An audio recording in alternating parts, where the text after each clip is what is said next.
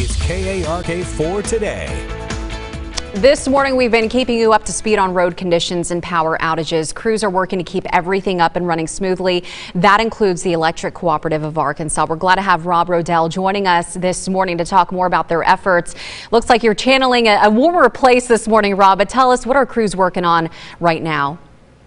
Well, right now, as far as I can tell, we don't have any outages. But of course, it's freezing, so it's just a matter of time if precipitation does come down, specifically freezing rain, that can build on power lines. And if it gets like to a half an inch or so, then there's a high likelihood of power outages. We do have crews on standby and alert, so they're ready to respond as quickly and safely as possible. And right now they're spread out across the state and just getting word on when they need to respond to certain areas? Absolutely. They're staged to respond in the event of an outage. We've got 17 local electric distribution cooperatives throughout the state of Arkansas.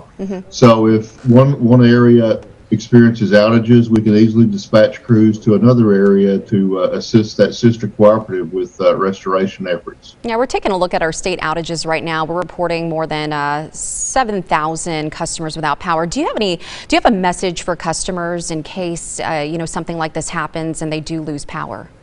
Yeah, the main message I would provide would be to exercise patience, because I promise you, the line crews out working in this bitter weather, they would rather be at home with their families too.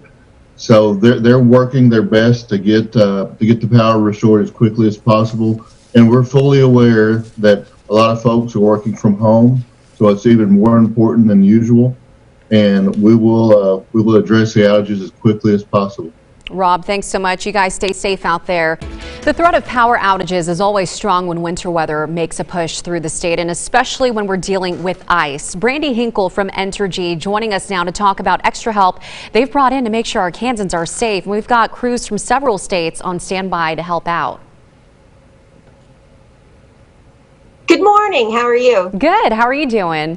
Great, thank you. Yes, we have actually called in some extra resources to be prepared for the weather. It looks to me like maybe it wasn't as bad last night, although I woke up to some thunder sleet. But we have crews staged across the state, heavily in the eastern part where we expected the most accumulation. We have again about 900 folks called in addition to Entergy Arkansas folks, so that we are ready as soon as it's safe to get out there and assess the damage and start to repair those damages and restore power. We actually don't have as many out as we had anticipated at this point in time. We hope that holds steady, but we're prepared regardless. Yeah, how many outages would you say you're dealing with at this hour right now? Right now, we've only got about 3,500. Okay. And you said the eastern part of the state is the biggest concern? Yes, we based on what we've been able to tell, that's where the most accumulation is. And so, of course, that's the biggest threat. Although all across the state, it doesn't matter how much. I mean, just the tiniest bit of freezing rain can put a lot of pressure, a lot of extra weight on our power lines and tree limbs, which therefore can fall and pull those down. So we do want folks to be extra careful. The sun's not up yet, but when you have a chance to get outside and maybe assess damage at your home, remove debris, but stay away from any downed power lines. Some great tips there. Brandy, we appreciate your time. Thanks so much. Stay safe and warm out there. And of course, just a reminder, if your power does go out, make sure those power banks are charged up and have a plan in place. DJ?